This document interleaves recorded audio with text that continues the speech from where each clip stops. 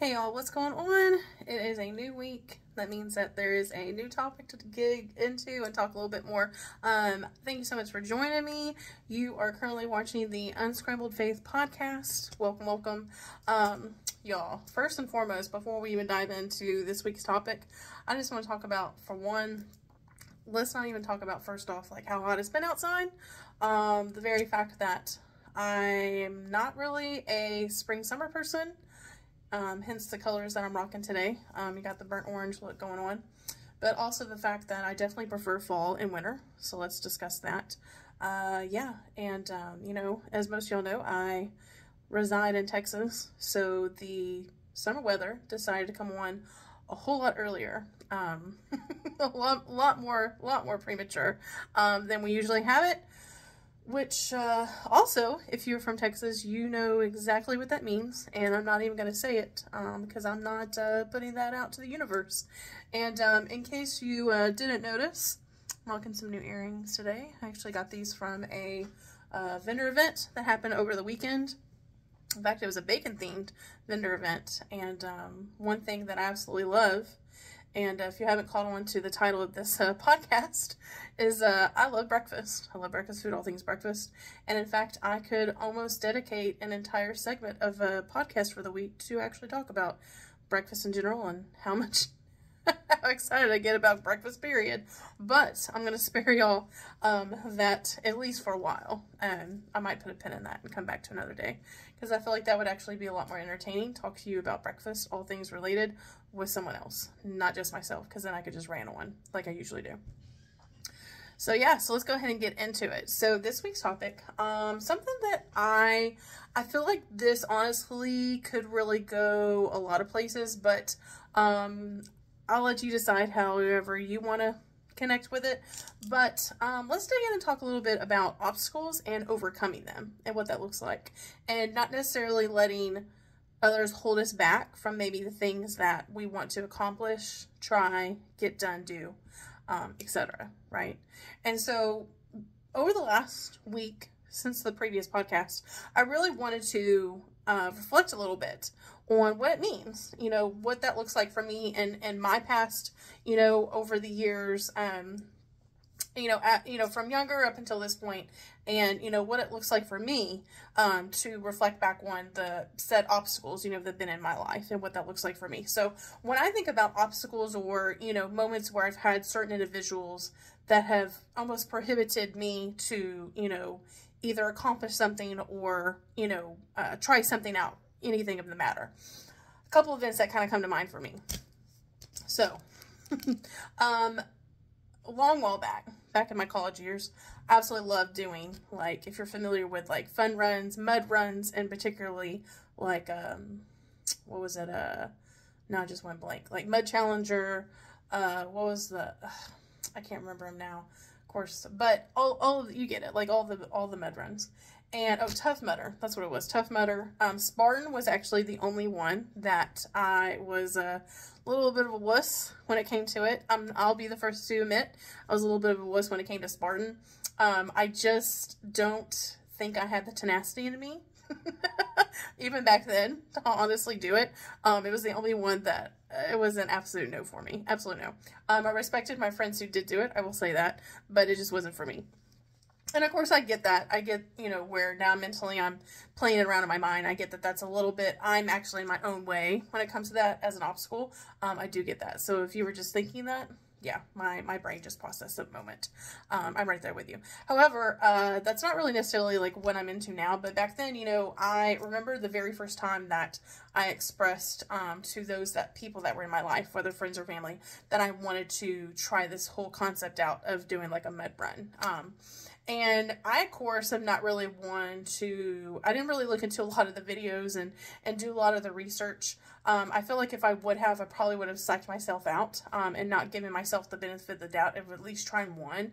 And I will say this, is that if you, on a completely side note, if there's something that you've considered doing, no matter, honestly, like there's honestly really no age limit to it.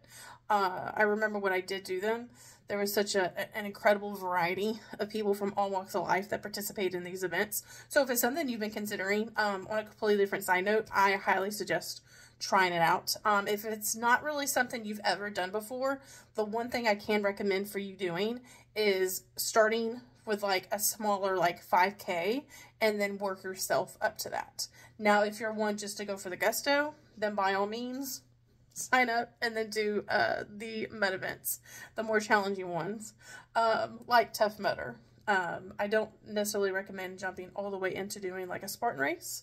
That's my opinion only, but warm up to the fact. There's so many different ones that you can do. In fact, I love themed ones. In fact, one of my most favorite ones that I've done, well, two. One of them was a little bit more of a simpler one here in Galveston, Texas. It was called Gritty Goddess. That was really cool. And then the other one that I did with friends was, or actually, no, I did this one solo, was actually on the other side of Houston. And it was a Renaissance theme. And in fact, a little fun fact for you, I actually did the mud run event that was the Renaissance theme the day before I graduated college, which was hilarious. Or actually the morning of, that's what it was, the morning of that I was graduating college, which was hilarious because trying to walk across that stage after doing that whole race was hilarious. So that was actually the first thing that came to mind when I thought about doing something big for myself in my life and having like obstacles that I needed to get past. So a couple obstacles with that particular event would be the fact that genetically I have bad knees. So I remember even before I did mud runs, I participated for several years in the Able Walk for breast cancer awareness. And if you're not familiar with that, it's a 2-day event, and it's definitely, that is definitely something you train for sure ahead of time, and something you just don't jump into. But that was, those kinds of things, I remember I had a lot of naysayers in my life that were like, are you sure you can do it? Are you, especially for Avon, because if you didn't know this, you actually have to raise funds in order to participate and walk. So because there were funds that I needed to raise, there were a lot of naysayers that were like, can you raise the money for it? Are you going to have time to do it? And my mentality is like, where there's a will, there's a way. I don't know at one point in my like childhood and my upbringing where it got brought up and embedded in me that was like, you're not going to tell me no, you're not going to tell me that I can't do something, because whenever someone does tell me that I can't do it or they tell me no, I go for the complete opposite of that, because I'm like, oh, just watch me try. And I've always had that mentality. And I like I said, I'm not really sure where that began or why that started or who I got it from. But I feel like I just became resilient over time, and I just got tired of, you know, different moments in my life where people were telling me, and we're talking not like strangers, we're talking like friends, we're talking immediate family members. I have always, from the time that like grade school and up, have always been like my own cheerleader. And I feel like it's so important to find that like inner fire, that inner strength within ourselves, because we're not always going to have people, right, that are going to be in our corner, that are going to support us, that are going to be there for us when we do have boundaries that we need to overcome, whether it's emotional, physical, whatever the case may be, mental, for sure. But my thing is, you know, like I said, I thought about that. And then I also thought about like the more serious ones, like going, for example, to college. I know that for the time that I had considered which college I was going to apply for out the get-go when I graduated high school, I knew also that there were a lot of outliers, a lot of naysayers too, that were saying, you know, well, you probably shouldn't go off to that 4-year college out of state because we just don't think you're going to succeed. Or, you know, maybe you could consider a much smaller institute because it might be better for you. And my thing is that, you know, over the span of almost like 20 years, at least for myself, endless and countless amount of times that I've had individuals, and like I said, you know, friends, family members, people who barely even knew me, you know, basically try to tell me like how I'm going to be, and how like, you know, it's better for you to just not do it, you know, and give me the alternative or the downfall of, or the downside. And my thing is like I said, I had no idea like where that mentality came from for me. So to just be like, okay, I can't focus on the negative. Like I don't want to focus on the bad side. Like, well, this is the bad part that could happen. You know, this is the other side of it. Because for me, I feel like that the reason why my mental state, I never allowed myself to get to that point, was it was like, well, what if, right? Like, what's going to become of this if I do? And I feel like because I've had the mentality for so long, it even as hard as it's been over the years, I feel like that it's created a strong, like I said earlier, fire within me to where it's like, are not going to tell me what to do. Like, you're not going to tell me, like, I can't do this. Because I feel like that every single person, no matter what their circumstances, no matter what their life may look like on the outside, you have the willpower. You have the mentality that you can do whatever it is that you set your mind to. And yes, it's not ever, no matter what it is, whether it's fun, whether it's something serious, I'll be the first to admit, like, I know for sure that it's never going to be a cakewalk. Like, it's never going to be easy. But my thing is anything that's worth having in our lives, anything that's worth working towards, I don't want it to come easy. Because if it came easy, like, what's the fun in that? Because if it came easy, it would already be happening. It would be done within a blink of an eye. And then it'd be like, okay, well, what's next? And then what's next? And then what's next? And then it becomes like this empty void, right? I talked about that last week, this empty void where we constantly just want to keep like filling it, and then we're never satisfied. But for me, if it's something that I feel like it's going to be a little bit more of a challenge, right? It's going to take a little bit more willpower, a little bit more time, a little bit more energy, whatever the case is. Those are the things that make it worth it to me, right? Because those are the things that are going to instill that mentality within myself to where I'm like, you cannot stop me. And then at that point, honestly, the sky's the limit for us what we can do with our lives. You know, I remember, whenever I 5 years ago, decided to join the small business that I'm a part of. I never ever would have imagined that I would be a business owner, let alone set my own hours, be my own boss. I've been so used to, for so long, for people telling me what to do and clocking in and having that structure set up, right? And I remember at the very beginning, like, I was actually working outside the house full time. And I remember that whenever I didn't necessarily like announce it for a while. I think like it took, a couple weeks, and then I announced it. But whenever I put it on social media, there was a lot of backlash with it. They were like, okay, this little hobby of yours, like what you're doing, oh, that's cute, you know, oh, that's fun. A lot of people really, if they didn't have an opinion at all, then they were just very dismissive over it. And granted, at the time, it was not something I was doing like full time at all. Honestly, not even really part time. It was definitely more of a hobby. But just the fact that I was wanting to do something that was like out of the social norm, that was out of my comfort zone, God forbid, I feel like those are the things that like people will buck up against. And if it's something that doesn't conform to like either the way that they believe, think, what they want, then that at that point they're just like, oh, they don't want it. They don't want it for your life. They're not going to be excited for you.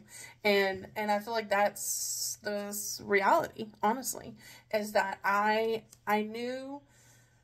What I did not know was that over time, I would have people in my corner, and I would have like people that I can now call like my best friends and my family members. And not my blood family, but like my friends that are so close to me that I do consider them family. That over time, it did take a while, but now I have people in my corner that are excited when I try new things.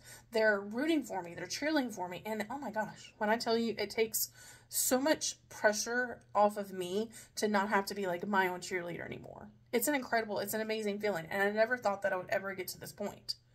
And, you know, when I think about the idea of having like boundaries in our lives, or not boundaries, but like just mountains that we have to overcome. And when there are moments in our life that we feel like our life is like, it's out of control. Like we have no control. We have no say-so over it. Maybe something perhaps has happened in your life that wasn't expected, that immediately caused you to screech and come to a halt on the brakes. I feel like that those moments are like huge tests for us, right? To be able to determine like, it's like I said earlier, it's a make or break. You know, it determines like, what are we going to do from this point on? And I feel like that when those things happen, like I was talking to my friend today, one of the things that we talked about is I said, look, you know, the whole cliche saying, like, when it rains, it pours. And I said, look, there are moments and seasons in my life when it's like, I can either drown or I can ride it out and just let it be. And then whatever happens, happens, and just ride it out along the way. Because I feel like that when we fight it, or when we're instantly just giving up, then that to me is too easy. Throwing in the towel is too easy. And I feel like that there are moments like that where we're not supposed to understand what's happening to us in that season in our life. We're not supposed to understand it. But instead of focusing even on like the outcome, like what's going to happen in the end, it's going to be like, look, it is what it is. I mean, it's, you know, I hate to say it, but it is. It's true. It is what it is. This is what's happening. How can I make the most of like what's happening today? How can I flip the script? How can I flip the script and make sure that this is going to end on a more positive note? How can I make this into, and this is the hard part, is what is the lesson that I'm being taught here? And I feel like even then, a lot of times that's not going to be unveiled to us until much later on. And sometimes I feel like in my life, some of those moments haven't been unveiled until like years down the road. And then when I'm in therapy or I'm talking to a good friend and I'm doing a lot of self-reflecting, and there are crazy like moments when things come up into my mind that happened years ago, and then it comes full circle because I'm talking to somebody, either a friend or I'm in my therapy session, and I'm like, whoa, wait a minute, because then it brings me back to a memory, right? A moment that happened a long time ago, and it makes so much sense now, because then I'm able to either connect it with someone else that may need some help, that may need some guidance from me, or they're looking for like maybe my opinion, or perhaps someone's even telling like a story of what's happening to them, and then it resonates at like, okay, I've been through something similar, and man, is that humbling as well. But, you know, I mean, it's tough. I'm not gonna lie, it's tough. Especially, I feel like it's even harder when you don't have, you know, at least one person in your corner, right? That's rooting for you. That is your rock in the moments of weakness, of the times that you need when you are, you know, going through something that is holding you back. I feel like there's so many moments and there's so many times when we get so lost in like what's happening up here mentally, that we begin to like psych ourselves out. And then, I mean, I've been guilty of that. Like, there have been times in my life where people have, even when I've not welcomed it, voiced their opinion to me. And then what happens is that their opinions, it's that point almost like soak it in like a sponge. And then I'm convinced that that's my opinion. Their opinion has become mine. I no longer even remember them telling me this. And then I'm like, oh, this is the way I think. This is the way I am about it. And then I immediately shut down whatever it is that they told me. I'm like, yeah, you know what? That's actually, you're right. You're right about that. I probably shouldn't do that. But my thing is that I feel like as I've gotten older, I've realized that there's not only like a time and place for sharing things. Like if I have big goals for myself, or if I have something that's so out of pocket for me, so out of the quote unquote norm of what would be like expected of me, or the way that I've done things before, I really like shaking things up. But I have noticed over the last couple years that it's important for me to find like a safe space among the people that are like in my community, my like circle of peeps, that I can actually open up to and then share those things with. And I've realized that that's not going to be everybody all the time. And it's not always going to be the same person. And to be honest, there are a lot of times that I wish I could share some of the things that I'm working on or I'm doing with others. But I know that like in my gut, in my spirit, that it's like, it's just not the right time. But I have also learned to be extremely particular. And my advice is for you as well. Be extremely particular about who you share your hopes, your dreams, your goals, your aspirations with. Because not everybody is going to receive it the way that you want them to receive it. And that's something that when I tell you, that I have definitely learned the hard way. Because I feel like that, like I don't think it's an ADHD thing. I feel like for me, I don't know what it is, but I don't think that has anything to do with it. But I just get so overly excited about something new and shiny. That could be definitely an ADHD thing, but new and shiny and exciting. And I want to share it with someone. I really want to share it with the world, but I at least want to share it with like one person, right? There are moments when fortunately I do know who to go to in that moment, but there are other times where I'm like, I just don't know. Like, and I will get so, like, I just want to explode with excitement. I get so overly anxious and excited that I just like word vomit, like blurt it out to somebody. And typically whoever I blurt it out to is not at that time like open and ready to receive whatever it is that I'm wanting to tell them, and it's just not the right time, and I just say it anyways, and then every single time, it's not perceived the way I want it. And what happens? I get let down, I get my feelings hurt, I shut down, then I'm pissed off at the person that I just shared that stuff with, and yeah, and it's just this whole thing, and I just crawl into my shell, right? And then, yeah, and then I have a moment for the rest of the day.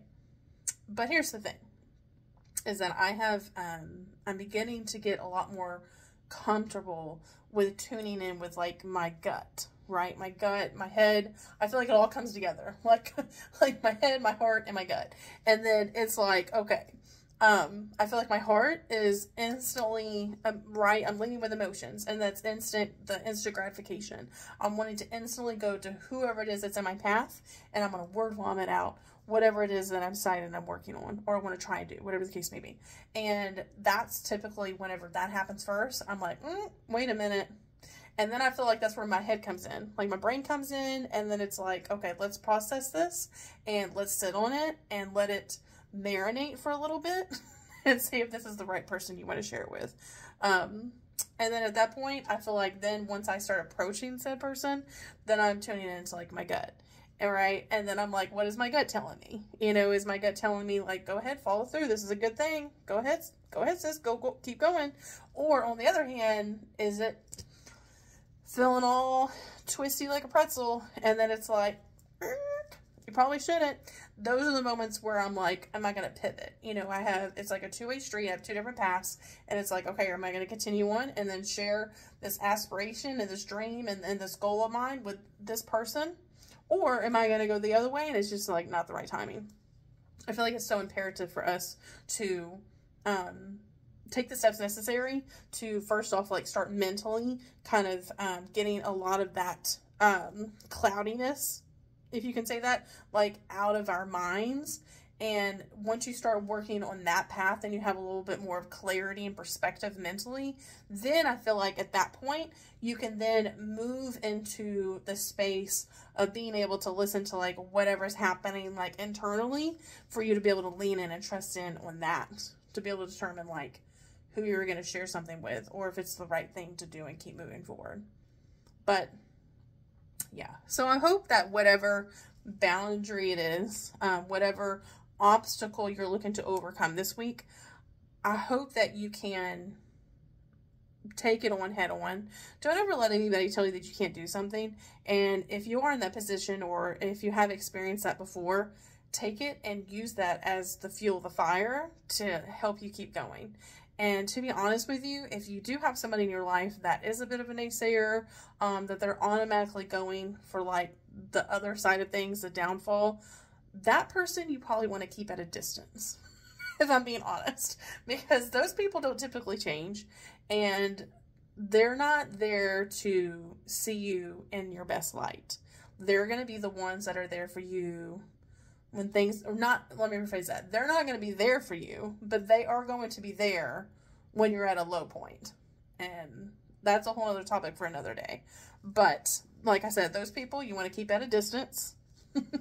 Like, what is it? Like, that's the kind of thing you see from a distance. Like, that's what I feel like, is that you just want to bless and release them. If you can get them out of your life entirely, go ahead, there's the door. However, if they're people you have to keep around, for whatever the case may be, keep them at a safe distance. And like I said, be extremely particular with who you share, whatever the case may be, whatever it is, whether you have a new goal in mind, whether you have something new and exciting that you're working on, that you're trying out, you have something new that you want to go do. And the other thing, last but not least, one of the other things that I did, probably about, like, I don't know, 6 or 7 years ago-ish, give or take, I've traveled a lot. Like, on a side note, I've traveled a lot, but when I have traveled, it's mostly been within, like, Texas. And if I've ever been out of state prior to, like, 7 years back or so, it was with someone else. It was, like, with a friend. It was with someone that I was dating at the time. It was never by myself. And so that was the very first time, about 7 years ago or so, that I took my very first ever road trip. It was so much fun. I highly encourage it. In fact, I've taken one other trip since then on my own. And to be honest, I feel like I'm going to take another one towards the end of this year. But once a year, I love traveling. So once a year, I try to take one trip out for myself. Doesn't necessarily have to be really out of state, but I like having that moment. And it's almost like slightly addicting, like being able to have like independence and the beauty of like picking and choosing like where I want to go and what I want to do. But I remember like back then whenever I decided on, and this was definitely not really necessarily thought through, because I remember the company that I was working for at the time, my boss had told me that you have X amount of vacation days. And she was like, you know, you have these vacation days left, you know, use them or lose them. I was like, obviously I'm going to use them. And so I immediately she put them in the system, and I was like, oh wow, I have like a week and a half, right? Or I think like a week available. And so at that point I was like, well, I don't know honestly what made me decide this, but when I got home that night, I was like, I'm going to book a trip. So without hesitation, because I just gotten paid. So without hesitation, I remember I grabbed my card, I got on my phone, and I immediately not only booked my flight to go into Nashville, but then I also was like, okay, I'm going to need a rental car, and I'm going to need places to stay. And when I tell you, like, I stayed up late night that night booking all the things. And I remember, like, I purposely did it without even, like, running it by anybody. Because I was like, if I wait to do this and I bring it up to somebody or ask somebody's opinion, no one's going to be in their favor for this, because it's not really typical. I feel like, especially not only like the area that I live in, but it's not really typical this day and age. I feel like that where you hear a lot of like individuals, vacationing and taking trips on their own. It's usually like with friends or family members or a spouse or with their kids. And my thing is like, I never really got that freedom when I was younger, and I wanted to do this like for my own. And I remember I was honestly deeply inspired by a friend of mine that I was really close with when I was younger. And I love the fact, and I was so inspired by her because she had traveled all around the world. And I thought it was so cool because all the different places that she had been before she got married, before she moved to Texas, and all of the adventures that she had, I was definitely extremely envious. And I was like, you know what? Life is too short. I feel like I can have fun with this. And I freaking love the idea of just being able to just pick where I want to go. And don't get me wrong, like I do take trips and I have fun like with my friends and with my spouse, but when it comes to traveling like solo on my own, there's just something a little bit more magical about it. Like being able to just not have to take a second person's opinion in, and being able to just on impulse like make the choices that I want to make. Now, before I wrap this up, the one advice that I would give if you've never taken a trip on your own, the advice that I like to give my friends, that are like, where do you start? How do I go about doing this? Taking the steps necessary to get to that point of feeling comfortable to take a trip on your own. I have told them my advice is to start small. So whatever area you live in, I would suggest picking somewhere that's maybe like, I would say no less than like 2 hours away from you, so that it feels like a legit trip, kind of like a staycation.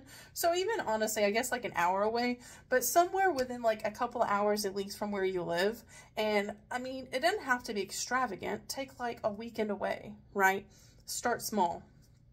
I know it's hard for a lot of people to do things on their own, like to go to a restaurant alone or go to like the movies alone. I would say first and foremost, even though business-wise, I'm very extroverted, in my personal life outside of work, I'm very introverted. I like keeping to myself. I embrace being a quieter person now that I'm older. I used to not always be that way. I always felt like I had to be the funniest one and the loudest one. And but now I'm like, you know what? I want to save my energy. And I like using my energy towards very purposeful things. So because of that, I want to restore my energy. So by restoring my inner energy, it's really just keeping quiet, keeping to myself, and just kind of recharging my battery, right? So when it comes to traveling, like I said, start small. I would suggest picking somewhere that's closer to home, but a little bit more, like I said, of a staycation by yourself. But have fun with it. I favor Airbnbs 100%. Nothing against hotels, but there's something about not having to worry about maid service waking you up at like the crack ass of dawn, or you know, the fact that you have like your own kitchen and you can get your groceries and definitely save money that way. But I just like having my own personal space. Plus I'm a sucker for trying out like different like decor, house structure, like building types. And I've definitely stayed at some very crazy, fun, interesting places. I don't think one place that I've ever stayed at has ever been the same from the other. But Airbnbs have such like big personalities, and I just love how homely it feels. I've never had, thank goodness, don't even, oh look, I'm gonna knock on my desk. Yeah, knock on wood. I have never had a bad Airbnb experience. I probably just jinxed myself. But yeah, I highly recommend Airbnbs. They're a lot of fun. Like I said, little getaways, and then just go from there. And if you don't, that's okay. But at least try it once. It's a lot of fun. I also recommend, if you're not the type to like, I really just don't want to get it out by myself and drive around and do all the things because of whatever reason. One thing that I used to do as well is when it comes to like a hotel, book your hotel for like a day or two, or like a weekend getaway, and get room service. You can check out the spa that's there. You don't even have to leave the hotel. And in fact, if you don't even leave your room, that's fine too, because honestly, there have been times before where I have gotten like a hotel room for like a couple of nights or like a weekend. And man, talk about like recharging your battery. And I didn't even do a whole lot. Like I just honestly watched movies, and I stayed in my PJs, and I remember I ordered room service one night, and I think I DoorDashed another, but I think it was just like a 2-night or 3-night thing, and I wasn't far away. I think it was like an hour, maybe less than from where I was living at the time, and I freaking loved it. I had so much fun, and you know what? Like, that in itself is taking a trip by yourself. But that is baby steps. Unlike, if you're like me, I just like going for the gusto, and I go from 0 to 100. But I highly recommend it. Like I said before, my very first road trip was Tennessee. That was a little bit more of a safer bet for me because I did have family that lived in Knoxville, or I'm sorry, on the other side of Knoxville in Townsend. So I remember I flew into Nashville. I believe I stayed 2 days in Nashville. I was gone for like a whole week, I believe. So it was 2 days in Nashville. I road tripped on the other side of the mountains and then visited family for a couple days right outside of Knoxville, so that was a lot of fun. And then whenever I wrapped up there, same thing, I drove all the way back to Nashville. I believe I stayed one more day in Nashville before I flew back to Texas. And that was extremely fun. So I remember doing that. And then the most recent trip that I took by myself, I believe, was last year, and that was in Maryland. That I have a hard time deciding between Maryland or Nashville. I want to say I think Maryland so far has been my favorite out of the two, only because of the variety of places that I was able to go to, because I did have a rental car. And I will say there are places that I travel to that I don't always get a rental car. It really just depends upon like how far of a distance I plan on driving. So for example, when I flew into Maryland, one of my favorite things that I did was I liked the fact of like how close I was to Washington, D.C. And when I tell y'all, that was very much out of my comfort zone, because I remember the owner of the Airbnb, the wife, it was husband and wife, and then she's like, hey, you know, if you're looking for anything to do, I don't know if you have any set plans, but XYZ, you know, this is what you can do while you're out and about. And one of the things was taking the railway, like the tram, and taking that into Washington.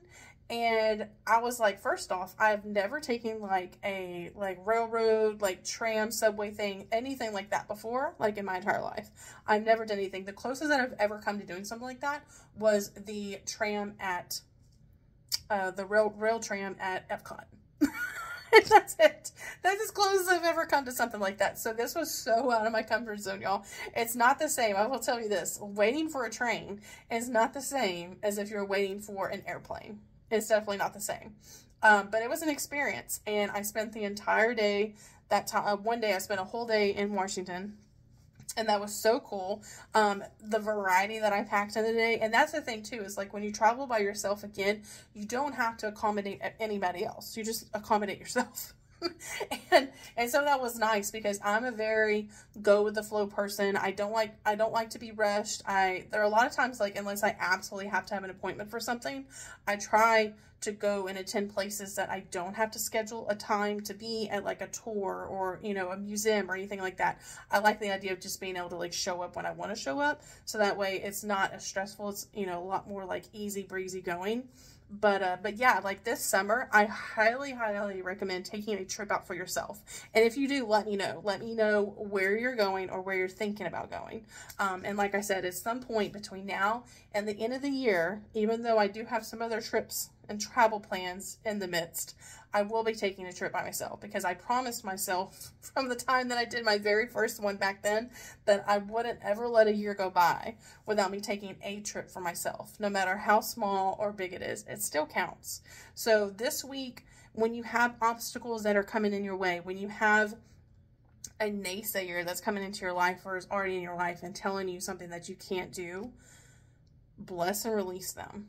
And like I said, use that to fuel that fire within you, because I'm telling you what, you put your mind to it, you can accomplish anything that you want to do. Not everything's going to be easy, but like I said, anything that's worth, that you have to work towards, it's totally worth it for you. It'll be worth it in the long run. And there's so many benefits that come to that. Like, I could just keep going on and on.